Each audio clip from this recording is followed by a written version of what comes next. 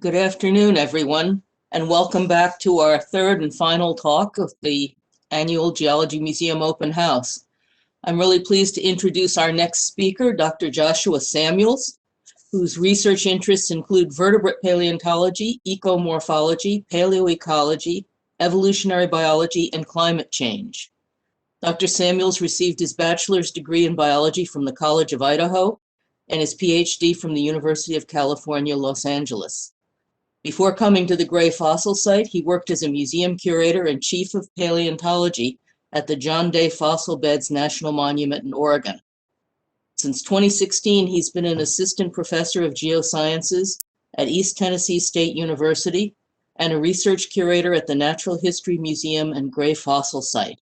And he's going to talk to us today about the Gray Fossil Site, a unique record of prehistoric life in the Pliocene of eastern North America. Welcome, Dr. Samuels, and over to you. Thank you for having me, and I'm happy to be here today to talk to you about the Gray Fossil Site.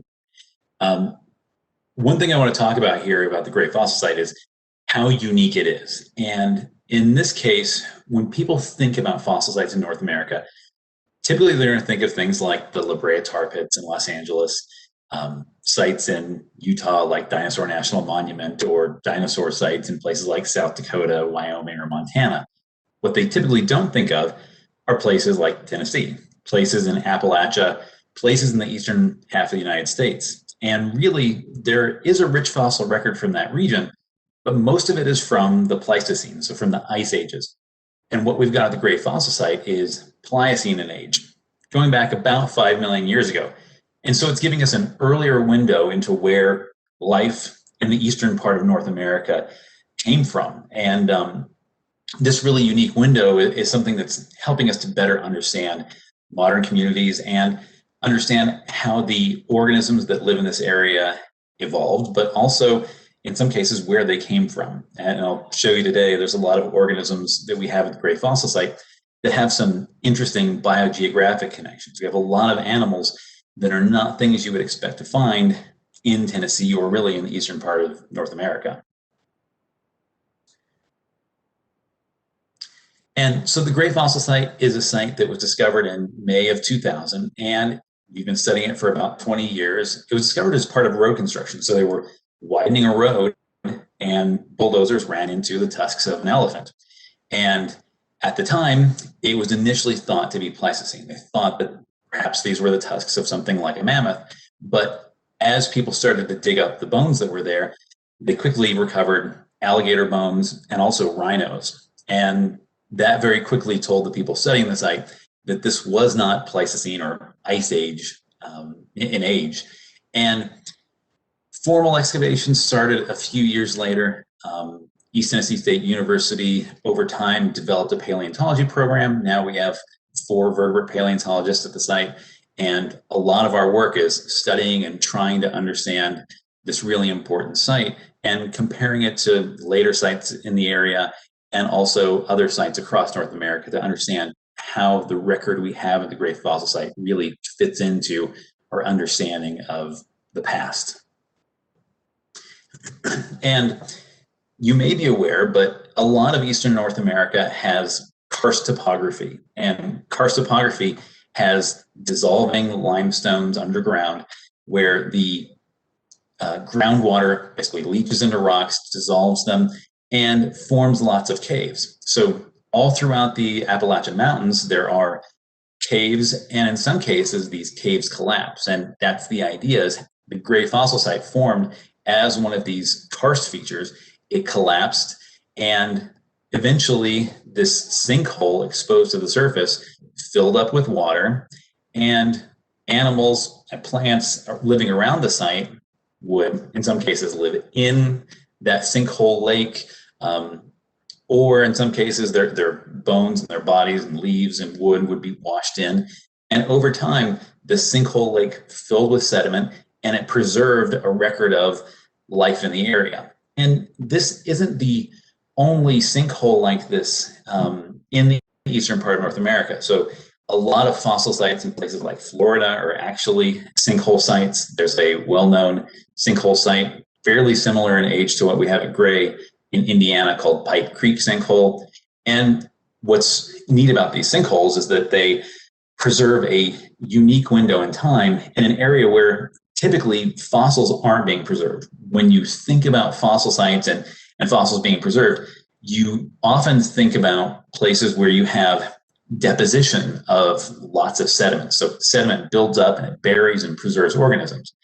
A lot of the Appalachian Mountains are dominated by erosion. So the landscape has high precipitation, a lot of it's covered by vegetation. That's not the place where fossils are usually preserved. But since we got this sinkhole lake, it allowed the bones of animals to be and plants to be preserved at this site. And the Gray Fossil Site, it's the only site of its age in the Appalachians. It records a diverse ecosystem and really a very complete ecosystem. So we have plants at the site, we have pollen, we have various kinds of macrofossils, so things like leaves, wood. We also have lots of animals at the site, both large and small vertebrates and invertebrates. And a lot of the fossils we have preserved at the site are really interesting because the fine kind of clay, the mud that is surrounding them, it is preserving them in a way where they're not really replaced. And so when we look at something like the wood that comes out of the site, it looks very much like wood you would find in the landscape today. It is not something that has been altered and lithified and petrified the way you think of petrified wood. So it's really got a lot of that original biological material still preserved. And the same thing goes for the bones. One thing about the flora and fauna of the site, and I'm going to talk to you a bit today mostly about the fauna. The flora and fauna suggest that it was a heavily forested environment. Some of the animals that I'll talk about today are things that really only live in places that tend to be relatively closed canopy environments. And that kind of environment really contrasts with most other fossil sites. That kind of closed forest is not a place where we usually find fossils being preserved. We usually find them in places like grasslands and things like floodplains, and that's not really what we have at this site. We have a forest preserved here. And so the things that are getting dug up out of the field, they look like this. I mean, it is basically mud. In this case, it's full of little bits of bone that are peeking out, and I'll show you more of these kinds of pictures as it's getting exposed. But really, this is muddy work, digging through unconsolidated sediment and using things like trowels to carefully remove the sediment. And then all of the sediment that is dug up is actually stored in bags and then screen washed. And a lot of the things I'll show you today, some of the most exciting things at the site, are actually tiny fossils that have come from those kinds of screening efforts. But a lot of people are going to immediately think about big bones. So I mentioned when this site was found, the first things that were encountered were actually the tusks of an elephant. And in this case, it's a large mastodon. And the bones getting excavated here, you can see one of our teams working on doing some excavation. The bones are really densely packed at the site. So in this case, the site is something that is very rich in terms of bones, petrified wood, things like seeds, leaves. And we've really only scratched the surface of the site. So I'm going to talk to you about a lot of what we know about the site today, but only about 2% has actually been excavated. And one of the things that was first found at the site that pointed to this not being an Ice Age site were rhinos. And here you can see portions of a rib cage of a rhino. Over here you can see this is a foot of a rhino. And in this case, once these things were excavated, we had some really nice material. So there are a variety of very complete rhino specimens at the site. And in some cases, like this individual, it is pretty much a complete skeleton. There's really only a handful of elements that are missing. And this kind of rhino, it was early on recognized to be a rhino called Teleoceras that was known from lots of places across North America.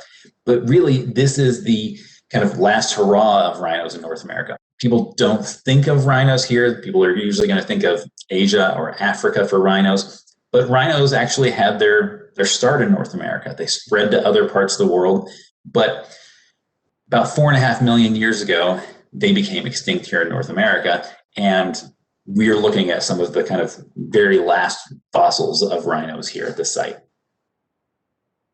And this rhino was actually described as a new species back in 2019 by Rachel Short and some co-authors. And there's some really nice material of it. This is a hornless kind of rhino. They're really known for their big barrel chests and their relatively short legs. But these are big browsing animals that were inhabiting that forest environment. The other thing the site is really well known for is back here, and those are tapirs. And the Gray Fossil Site has more tapirs than any other site in the world. We have at this point more than 70 individuals represented by either skulls, parts of dentitions, parts of skeletons. We have an incredible record of tapirs at the site. In fact, we have more tapirs that can be studied at the fossil site than there are any modern museums around the world. And tapirs are relatives of rhinos and horses. They tend to live in warm, wet environments. If you go down to the Amazon today or parts of Asia, you can find tapirs living there. Their nose is very distinctive. They actually have this little proboscis, a little kind of trunk that's hanging down over their upper lip. And tapirs are an interesting group of animals because they're related to horses and rhinos, but over tens of millions of years, while horses evolved to take up life running and grazing in open grassland environments, tapirs basically stayed tapirs. Tapirs, through all kinds of changes in climate and habitats over time, they more or less stayed the same. They are in some cases considered living fossils because they really haven't changed a lot. But an interesting thing about tapirs is that they used to live all over North America. They spread down into South America. They lived in parts of Asia. And the interesting thing about tapirs is that they really didn't change a lot, but they've just followed their habitats. And so the kinds of places that they like to live today, that's where that is indicating the kind of environment they might have been living in at Gray in the past. So you can still find them in parts of South America and Central America, and these kinds of animals inhabiting some sort of tropical part of Mexico or Central America or South America, that starts to give us a picture of what the site might have looked like. And in some cases, these bones are incredibly densely packed. So these legs of a tapir were actually found underneath the skull of that rhino I just showed you before. Quite often, these animals are just stacked upon one another. And here is Richard Holbert from the Florida Museum of Natural History, and he's done quite a bit of work studying these tapirs. And here you can see lots of specimens of these. And this was more than a decade ago, so there's quite a bit of material that's been recovered since then. And this kind of tapir, it's called Tapirus polkensis. There are 4 living species of tapirs, and they pretty much always are living in relatively warm forests, tropical and subtropical environments. And really, they lived in North America until the end of the Pleistocene. And interestingly, the one at the Gray Fossil Site, it's a dwarf tapir. And really, like I mentioned before, there's more tapirs in Gray than any other site. And that is both fossil sites, but also you can't find a modern tapir sample, modern population that is as well represented as this. Some of the other things we have at the site are interesting. This is an animal called Arctomelles diamolodontus. And Arctomelles is interesting because it's a member of the weasel family. It's a badger, but rather than being related to the badgers that we have in North America today, it's actually related to these cute Eurasian badgers that when you think of badgers, the ones that are in kind of children's stories, they're typically these kinds of badgers. Ecologically, they're more like a raccoon. The lifestyle they have is they're an omnivore. They do some digging. They spend a lot of time on the surface, whereas North American badgers, which are not really closely related, they tend to be highly predatory, and they do things like eat rabbits and ground squirrels, and they crunch up their entire skeleton. These kinds of animals were probably omnivores. And an interesting thing about this particular kind of badger, Arctomeles, is that it's actually known from a site on Ellesmere Island up in the high Arctic of Canada. And it's also known and was originally described from sites in Asia. So there are places in both China and Russia and the Lake Baikal region that have Arctomeles. And so it's an animal that is outside of the range of its living relatives. This is something you would think of finding in Eastern Asia. And it seems that it was something that probably spread across Canada and into the eastern part of North America. And we don't find this animal anywhere else in North America. And that's the case for quite a few of the other things at the site.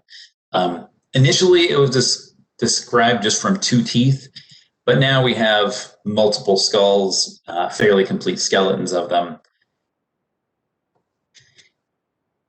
The same thing goes for the red panda at the site. So this is called Pristinolurus, and Pristinolurus is a panda that was described from a single tooth. But Alurus, what it's very closely related to, is the red panda that you will see in China today. And China, Nepal, these kinds of areas have red pandas. They're members of their own family. They are related to things like raccoons and weasels. But they're interesting because they are fairly herbivorous. They tend to mostly feed on things like bamboo. They're excellent climbers. And the one that we have at the Great Fossil Site, it's one of only 2 records of a red panda like this in North America. There's another species that is actually known from Washington State, just slightly younger than this. But the one at the Great Fossil Site, we have this single tooth initially described, and then there have been fairly complete skeletons found again.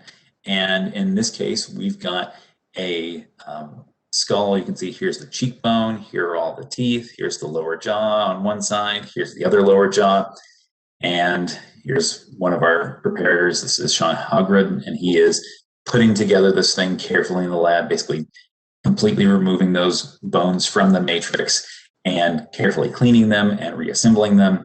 And eventually we have something like this. And this is one of several animals where we have a fairly complete skeleton now. And the interesting thing about these red pandas, they really only live in places that are, again, these warm, wet forest habitats. They are excellent climbers. They're not the kind of thing that you're going to find in the grassland habitats or open spaces that you think of in a lot of the kind of western part of North America. Another thing we've done at the site is a short-faced bear called Pliocene, and this is probably a new species. We've got a skull represented here, and short-faced bears, there's one called Arctos that is very well known, and Arctos is one of those animals that was around during the last ice age, during the Pleistocene, and it was larger than any living bear. So grizzly bears and polar bears, Arctos was a little bit bigger. And these kinds of bears are characterized by having this rather short snout, a short face. And there is a living member of this group, and it's the spectacled bear of the Andes. And this is called Tremarcos. And the bear that we've got at the Great Fossil Site seems like it's probably the kind of distant ancestor of this short-faced bear lineage. The spectacled bear that we have today, the giant short-faced bears that we had in North America until the end of the Pleistocene. One of the other things I also mentioned at the site was alligator. And alligators were discovered fairly early on, and we've got quite a bit of really nice alligator material. And these look, for all intents and purposes, like alligators living today, but they're living well outside of their range. So the northern extent of alligators does not extend into the Appalachian Mountain region like East Tennessee now, But in the past, we can interpret that the climate of this region must have been favorable for things like alligators. And really the requirement that alligators have is they live in places where we tend to have climates that either don't or rarely freeze. And the fact that we're finding these sorts of animals points to the fact that at that time, Tennessee probably never froze. I had snow here earlier this week, and that probably wasn't the case 4.5 to 5 million years ago when these animals were inhabiting this area. And they're quite often not the kind of thing that gets that much attention, but we have an inordinate number of turtles represented at the Gray Fossil Site. There are a very large number of species, lots of different kinds, lots of incredibly well-preserved specimens, specimens with complete shells, specimens with skulls, specimens with skeletons, and in some cases, these are animals that they are inhabiting this kind of lake or pond environment, and they're well suited to get preserved there. They've got this sturdy shell, so if they live in this aquatic environment and they die, they get preserved really well. And the fossil site has a large number of slider turtles, box turtles, musk turtles, snapping turtles, and even some tortoises. So it's a really diverse group of reptiles at the site, not just things like alligators. And in addition to things like the alligators and turtles, we also have a variety of lizards and snakes at the site. The most exciting one was actually a record of Heloderma. And what we have represented here, these are the osteoderms. These are the little plates of bone in the skin of bearded lizards. And we have these some of these are fossils from the Gray Fossil Site. And they look like what we see in Gila monsters and bearded lizards today, which are in this genus Heloderma. And again, like the alligator, these are animals that only live in places that never freeze. So these animals today, you will find them in places like Mexico, in kind of the far southeast part of the US, places like Texas, Arizona, New Mexico. But they are extending here up into areas that were habitats they have not been known from before.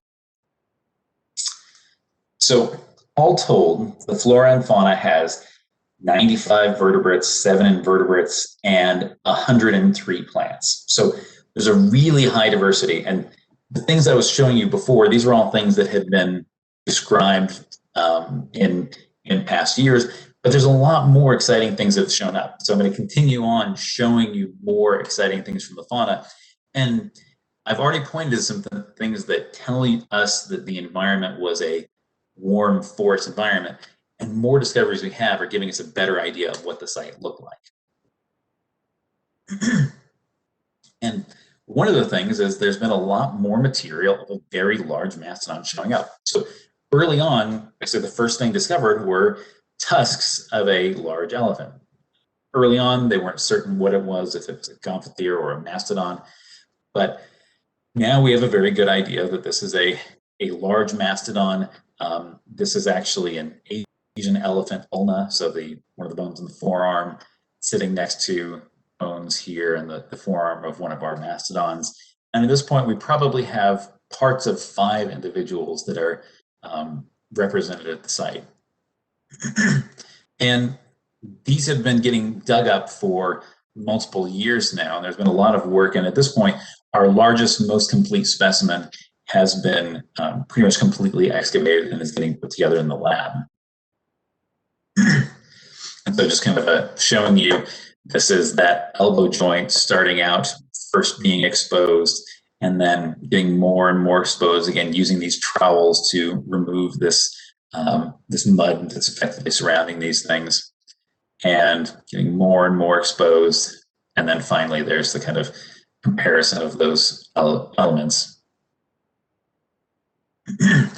And the skull, and this is an older photo from about 2 years ago, it is getting assembled right now in our lab. When this was brought in, the jacket that it was brought in, this big plaster jacket, plaster and burlap, was 9.5 feet long. And the bulk of the tusks had already been removed. So this is an incredibly large animal. And not only is it large, but it's very well preserved. So it's not just that we have these large, blocky, sturdy bones. We have really both small and large bones preserved. So in this case, this is one of the feet, and the kind of smallest bones in the toes are preserved here. And what we can say at this point is that this is a mastodon. It's probably the genus Mammut, which is the really well-known Ice Age mastodons that lived all over North America in the Pleistocene. But an interesting thing is that it has a mixture of features of earlier and later mastodons. So in this case, the face is very elongate in the gray fossil site mastodon. And you can see this is the kind of bone surrounding where the tusk would extend. And in this case, this is what we see in the kind of late Pleistocene Mammut americanum. And the tusks in this case, in Mammut americanum, tend to be fairly short and straight. The ones in our gray fossil site mastodon are, rather than being about 1 meter long, they are closer to 4 meters long. So an incredibly long face, very long tusks, and they also have really prominent lower tusks. And lower tusks show up in some proboscideans, some elephants, some mastodon species in the past had these lower tusks, but they're not common in Mammut americanum. Usually there's just, they're not present, or they're very small. In the case of the gray fossil site mastodon, they're very prominent. Some of the other things that I've been working on from the site are actually describing the carnivorans from the site. And in some cases, the carnivorans that we've got are some really exciting and unexpected sorts of things. So one that I described a couple of years ago, we named Gulosudoris, and Gulo is the wolverine. Gulo is the living wolverine that lives here in the kind of northern part of North America. It also lives in northern Eurasia. And wolverines, when you think of a wolverine, this is an animal that tends to inhabit cold, mountainous climates. It has big feet that it uses to kind of walk around on top of the snow. Wolverines actually eat things like reindeer and moose fairly regularly. They're the biggest member of the weasel family living on land, and they, since they can walk on top of the snow, animals that get stuck in the snow and the kind of boreal habitats they live in, they end up dying. These wolverines can feed upon them. The name we gave it here, Sudoris, means sweaty. So this is the sweaty wolverine, because as opposed to something living in the cold climate we would expect a wolverine to be in, it's living in a place alongside alligators and Gila monsters and a bunch of broadleaf evergreen plants, things that are pointing to this being a really warm, wet site. And the question would be, well, why do we have something like a wolverine that is really adapted to cold climates today living at the site? And the reason is that at this time in the Pliocene, this is before the onset of the ice ages. This is before the northern hemisphere started to get our northern ice cap. And at the time, the habitats that this thing is adapted to now didn't exist. So it points to the fact that this animal must have been something that adapted to cold climates over the course of the Pleistocene as those spread. We also have a skunk at the site called Buis nictus. It's pretty closely related to spotted skunks. Most people don't know much about spotted skunks, but in addition to the typical striped skunk that everybody thinks of, there are these smaller spotted skunks that tend to be a little bit more predatory. Another thing we have at the site is we have a single tooth so far of Bassiriscus, and that's called the ringtail. Sometimes people call it a ringtail cat. They're a member of the raccoon family. They live in the western part of the US. They extend down into Mexico, but they're climbing animals and they're omnivores. They feed on bugs, seeds, fruit, and they spend most of their time in the trees. So like that red panda, they point to the site having been a site that was heavily forested. And I've got a paper in review right now with a former student, Emily Bogner, where we describe our first bone of Barophagus from the site. And this is the humerus, the upper arm bone. And Barophagus is it's a member of the dog family. It's our first dog from the great fossil site. But they're a member of an extinct lineage of dogs called the Barophagians, and that means bone eaters. And these dogs were big, hyena-like dogs, and in some cases this is an animal that probably weighed more than a living wolf, and they tended to have relatively stockier limbs. They were heavily built. They had teeth well suited for cracking open bones, and this is a really common dominant predator in North America in the late Miocene and the Pliocene. And finding it at the Great Fossil Site isn't particularly surprising because it's been found in lots of sites in the Great Plains and in the western US. It's also known from Florida, and a few years ago there was a specimen described from South Carolina. So it's helping fill in our idea of where these dominant predatory dogs lived in the past. We also have a variety of new ungulates at the site. So we've got this unusual animal called Pediamerics, and these are a member of the Dromaeosauride family. Most people probably haven't heard of that, but it's a family that is pretty closely related to the deer family today. So deer and elk and moose are all within a family today. And these animals, these Dromaeosaurids like Pediamerics, they have fairly similar anatomy to things like deer, except instead of having antlers that fell off every year, they had these persistent horns on their head that were actually probably covered in skin. So they were probably ossicones like what a giraffe has. But these animals were really common in North America until the late Miocene, and they dwindled in the early part of the Pliocene and then vanished and were ultimately probably replaced by members of the deer family. We also have an unidentified camel at the site. We're not exactly sure what it is yet, but I have a student who's working with me to help figure out exactly what kind of camel we had represented here.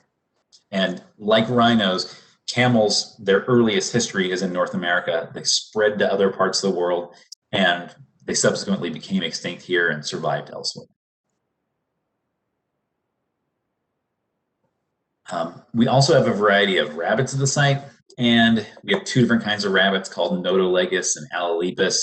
And these are fairly common among the small mammals. So really among the small animals at the site, all of that matrix when we're doing something like digging up rhinos or tapirs or those mastodons, going and screening through all of that sediment is giving us lots of specimens of things like rabbits, mice, salamanders, frogs, lizards, snakes.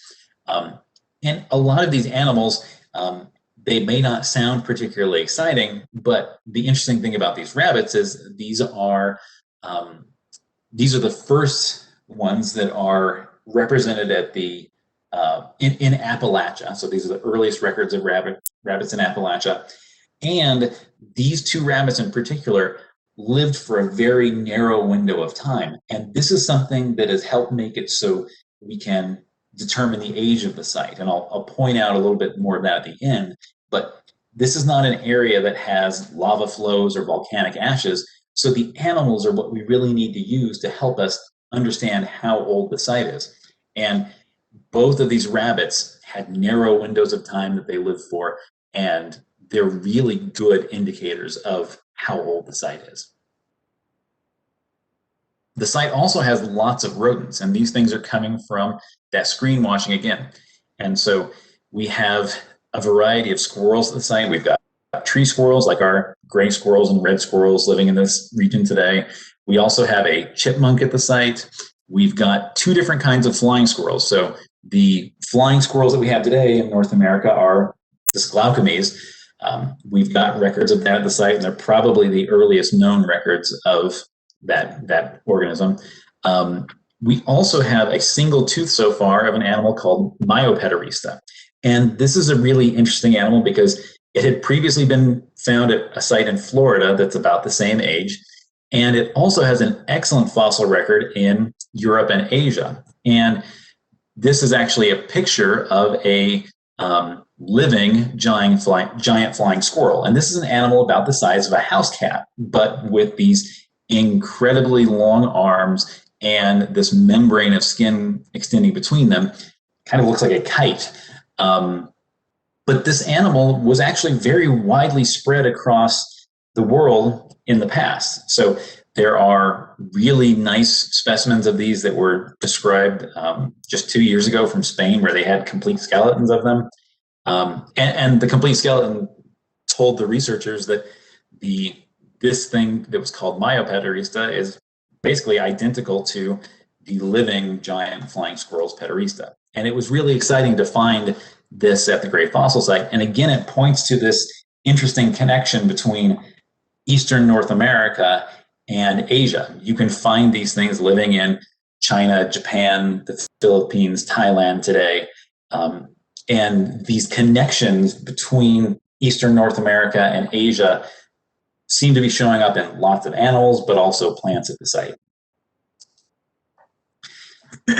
Now, there's a lot more rodents that have shown up, and one of the things we've got lots of are members of the mouse and rat family, and everybody probably knows that mice and rats are ubiquitous. They live just about everywhere today, and we've probably got 5 different species at the Great Fossil Site, and probably the most interesting of them is the fact that we've got this one, Neotoma. And Neotoma, this is the living pack rats and wood rats. And pack rats live here in the eastern US today.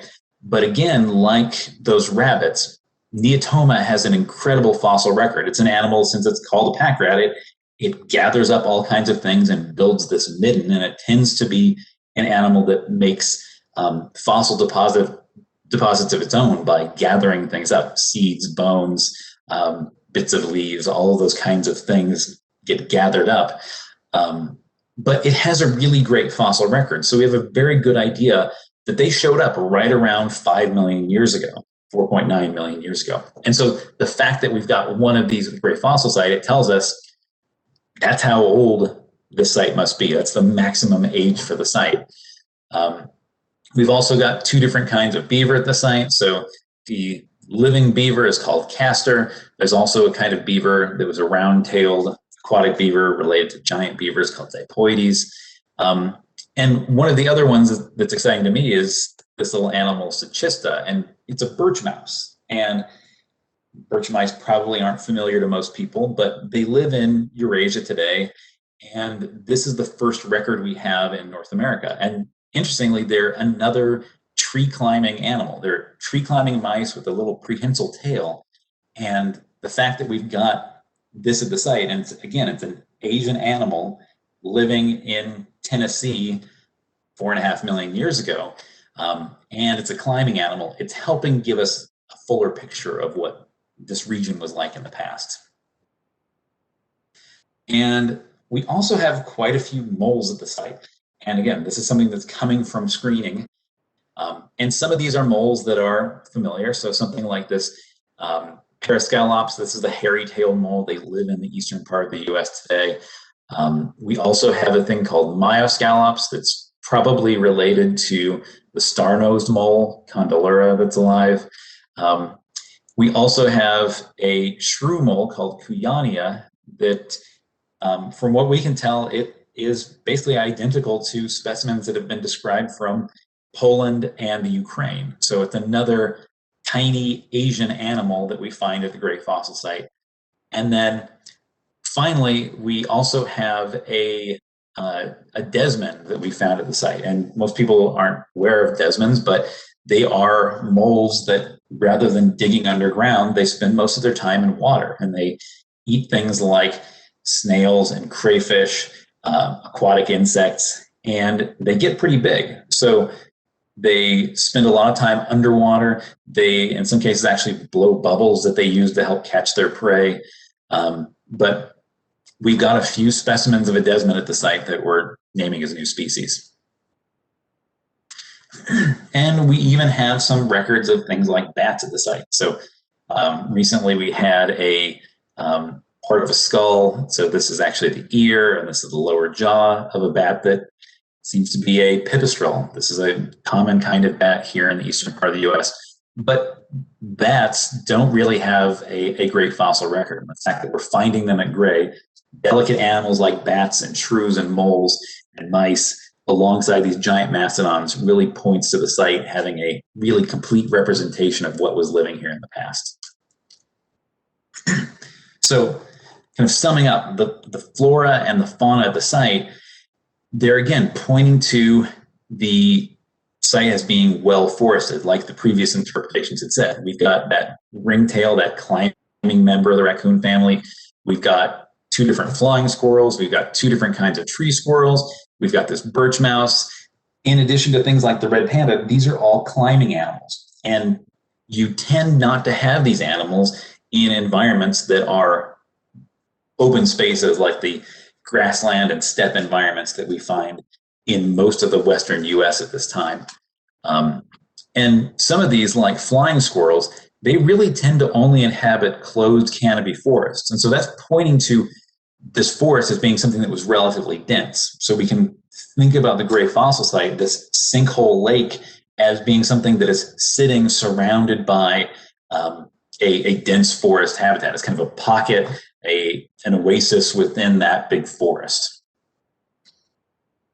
And some of the other things at the site, again, point to there being persistent water. So it helps support the idea that this was not just a place where water occasionally washed in, but things were really living in that. And it was something like a lake or large pond preserved at the site. So having these different kinds of beavers, having the Desmond, having things like alligators and some of these kinds of turtles, those point to these kinds of things as having really persisted at the site.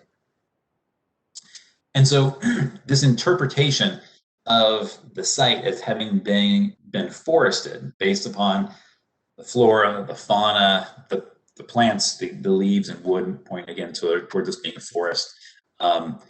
All of this contrasts very strongly with other sites around the time. So in the late Miocene and Pliocene of North America is really known for being a time of change, a time where grasslands spread and started to be dominant across large parts of the northern hemisphere. And this is one of the sites I used to work in Oregon. And the site here is this kind of bunchgrass, sagebrush steppe environment with lots of things like horses running around, horses, camels, all of these open habitat adapted animals really thrived at a lot of other sites.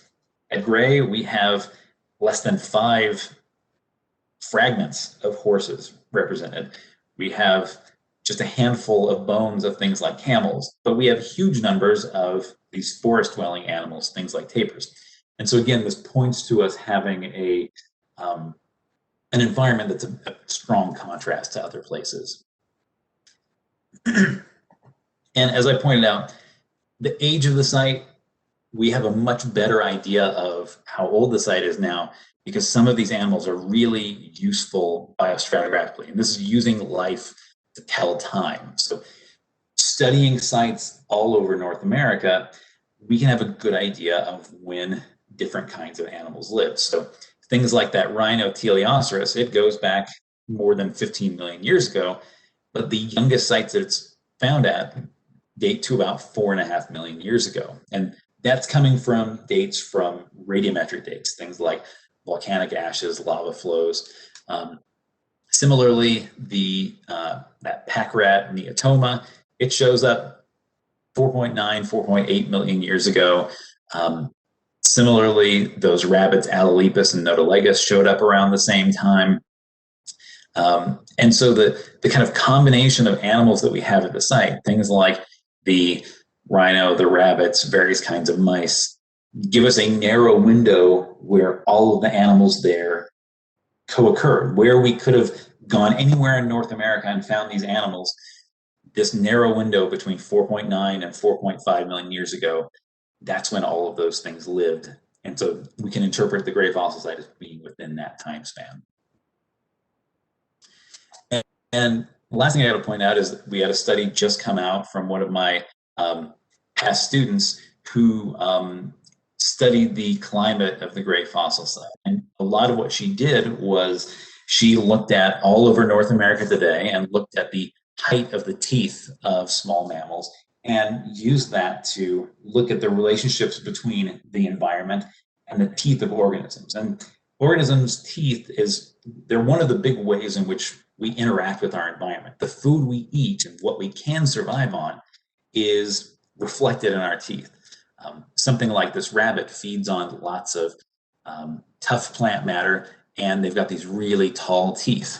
And so by studying the heights of all the different mammals at 100 sites across North America today, we were able to develop these maps of past climate and estimated climate based upon the teeth of mammals. And the estimates we have for the Great Fossil Site point to the temperature being closer to something like Atlanta, Georgia, so warmer than today, about 17 degrees Celsius on average, and also less seasonally variable. So it was not only warmer, but it wasn't as variable. So there weren't as high of highs or low as lows at the time.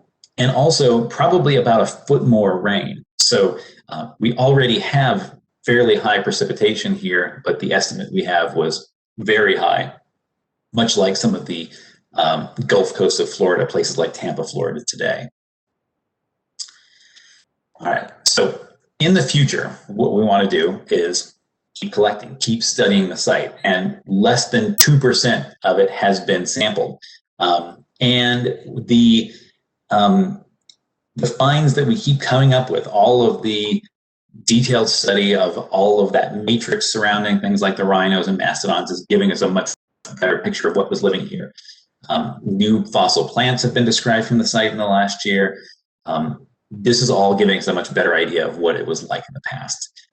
We're also working on implementing some other dating methods. So there's some researchers working on doing some cosmogenic nuclide dating, and we're trying to get estimates based upon multiple different methods that can help us get a better idea of the age of the site and better confidence in what we've interpreted based upon the animals.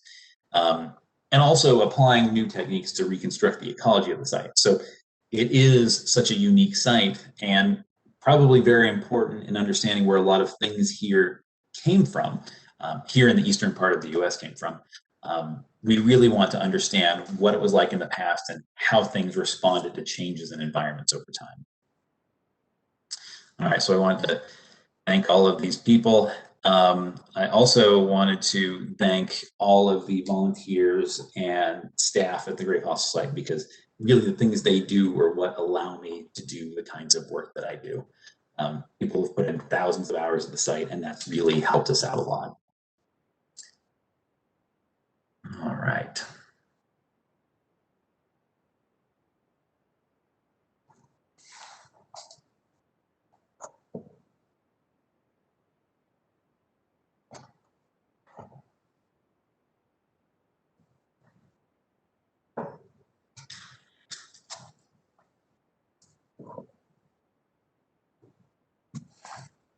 So I'm going to go ahead and go through and answer some of these questions that people have put in, and I'll do my best to answer everything and hopefully can give you a good answer to what you've asked.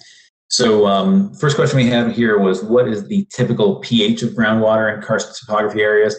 I'm not sure that it's a very low pH, but it doesn't have to be that acidic, since the limestones are relatively basic themselves.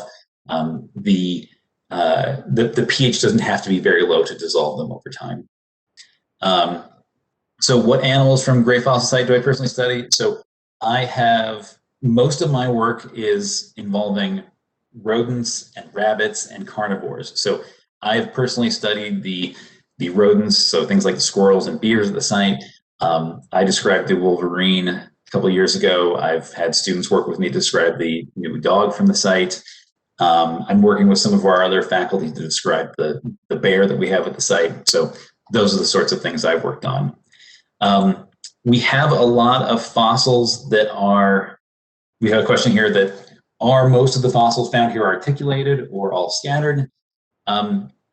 There are a lot of things that are articulated. There's also a lot of things that are scattered.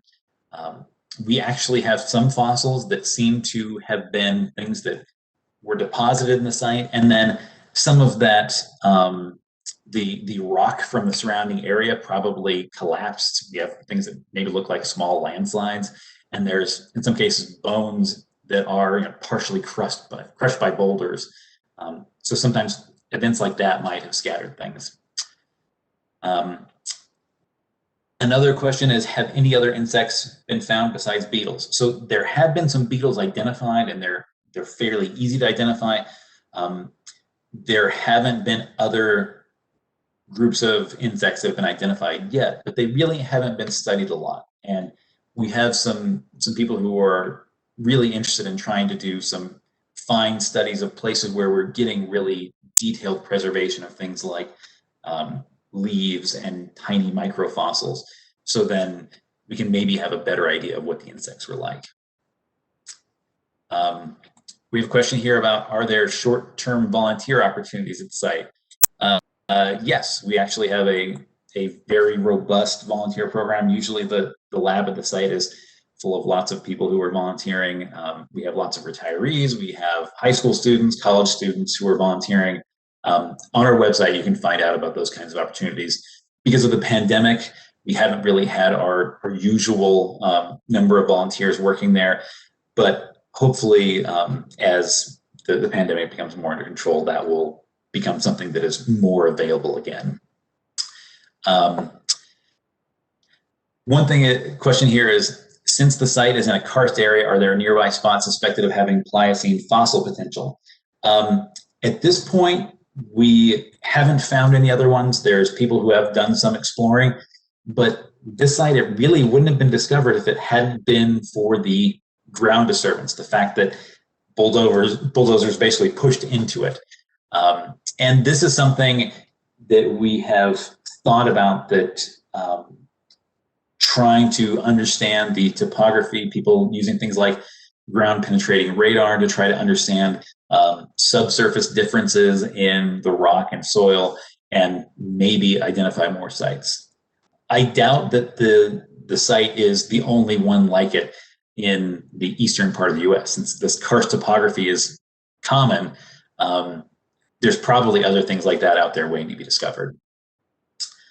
Another question we had here is, what is a closed canopy forest? So forests, just like anything else, can be a kind of a variable kind of environment. And when you go into a forest that is closed canopy, what it is you really can't see much of the sky. So the trees tend to overlap with one another. They tend to be closely packed together, close together.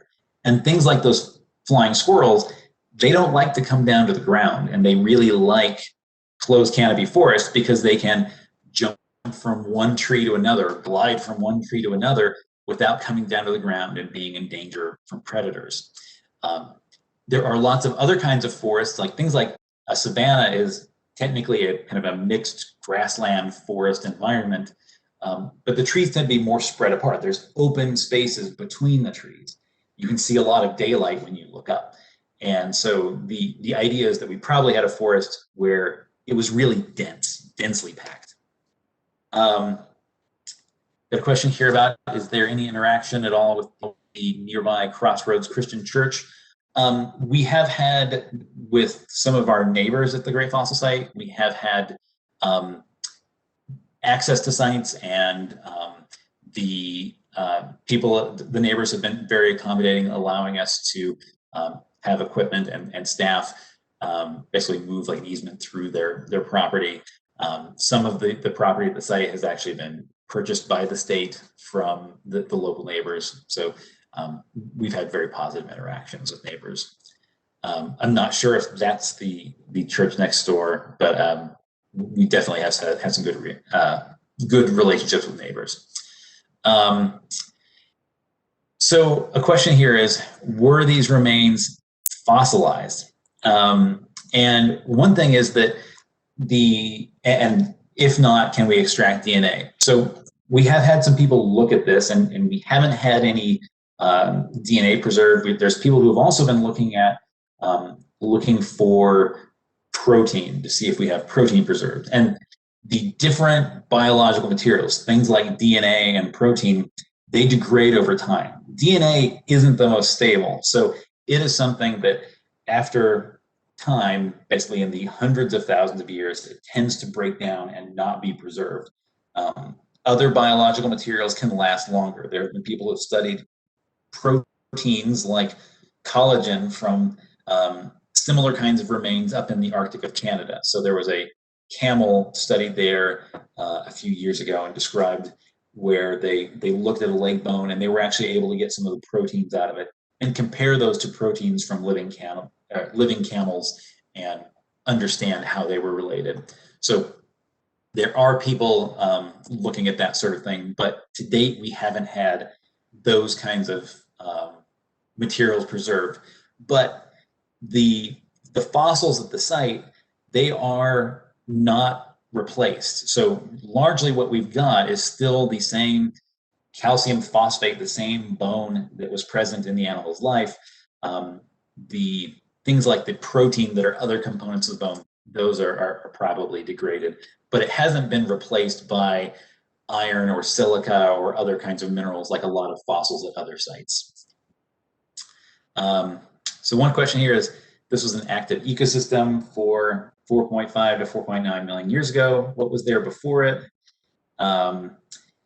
And nothing that would fossilize, or what happened after. What's on top that might reflect a more recent ecosystem? So one thing about the site is that it's unique for this time window, but there's a lot of other sites that are in the local area in Northeast Tennessee, right across the border in Southwest Virginia, that have cave sites and other sites. There's one called Saltville in Virginia that are Pleistocene fossil sites.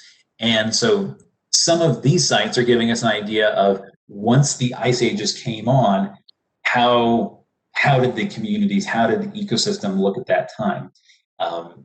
We don't have a complete sequence. So we've got 4.9 to 4.5 million years ago, and then sites that are probably in the tens of thousands of years old, but most of that span between we don't have. And really, until the Great Fossil Site, we basically had the ice ages, thousands of years old, tens of thousands of years old, and nothing earlier. We have fossils that are older in the region, but most of those are from marine fossils before the Appalachian Mountains formed. So we're getting a better window of what things were like in the Pliocene. We have a record of the late Pleistocene, but we don't really have what's in the middle in between those. All right, so other questions. Can we use carbon dating? So people have actually tried to do carbon dating on specimens at the site. The wood at the site is something that it is old enough that all of the radioactive carbon has been lost. And so interestingly, the wood from Great Fossil Site has been used as as kind of a zero, as a calibrating point of a wood with no carbon-13 in it, because of its age and the fact that all of that radioactive material has vanished. So it's basically past the useful range of carbon dating, carbon-14 dating. Yeah. Why are there so few insects and other invertebrates found at the site? Well, in some cases, it's probably because of the delicate nature of their remains. We do actually have a fair number of things like snails and clams. They just haven't really been studied much. We don't have a lot of insects preserved because in a lot of cases, the material in their body is not particularly hard and it doesn't get preserved for very long. So if we studied these things more, maybe we'll get more insects. And if we can find horizons that are preserving delicate things like tiny vertebrate fossils and delicate leaves, maybe we'll have a better chance of finding more insects. So do we perform tests on the mud matrix, et cetera, to see things like pollen grains, seeds from the environment?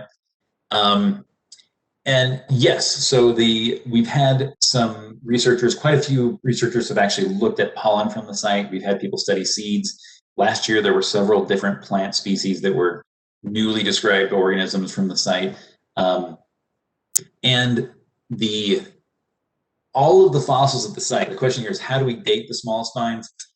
All of the fossils at the site are dated based upon the mammals at this point, because mammals are really something that they tend to be very well represented in fossil sites from North America, and they're very useful for telling time. So the plants, we know how old the plants are based upon the mammals that they're living alongside. There's also been some studies of the sediment at the site that have estimated that it really took a matter of thousands of years for this to fill up. This is not something that was a lake that was active for tens of thousands or hundreds of thousands or millions of years. It was probably something that was 4 to 5,000 year window where this thing was filling up with sediment. This is a very high diversity of species in one place. Is this unusual for a fossil site or a plant animal biome at the time, or both? So it is unusual. There are other sites that have the same kind of thing, but quite often environments that are good at preserving animal fossils aren't good at preserving plants, and vice versa. So what we've got at Gray is conditions that are really well suited for preserving everything that was living there. And that's usually not the case. The sites that I've worked in, places like Oregon and Idaho and California, we would find lots of fossil animals, but plants were incredibly rare. And it was because the size of the sediments, the way in which they were deposited, they tended not to preserve plants. And there were other sites there that did a really great job of preserving things like fossil leaf layers. But since they were fine laminated layers that would preserve kind of these layers of leaves upon one another, they weren't getting deposited quickly enough to bury and have bones get preserved within them. Do the remains of woody plants show growth rings? And the answer is yes, they did show growth rings. There's a lot of wood at the site. A lot of it is stuff that really hasn't been that well studied yet. Hopefully we can find some people who are interested in and have expertise in fossil wood to give us a better idea of what information that can tell us. There's a lot of people who have studied wood at other sites, and they've really learned a lot about the kind of environmental history of those sites based upon studying things like the rings in the wood. We have a good idea of what kind of trees were there, though, based upon the leaves and seeds. Things like walnuts and hickory are very common at the site. All right, so I think that's the last question to answer. Thank you, everyone, for listening. I hope you've enjoyed the talk. Well, thank you very much. I think that was a fascinating look at the fauna of the Pliocene and a remarkable diversity. So thank you very much for your for participating, for giving us such a fine talk, and I'm sure all our members thank you as well. You're very welcome. Thank you. All right, and I'd like to thank all of our participants for joining us today and for supporting the Geology Museum. I hope you'll continue to support the museum by taking part in our virtual events, following us on Facebook, and please consider becoming a member. We look forward to the future when we can all be together at the museum again. And until then, I hope everyone stays safe and healthy. Thank you all for coming, and thank you for all our speakers.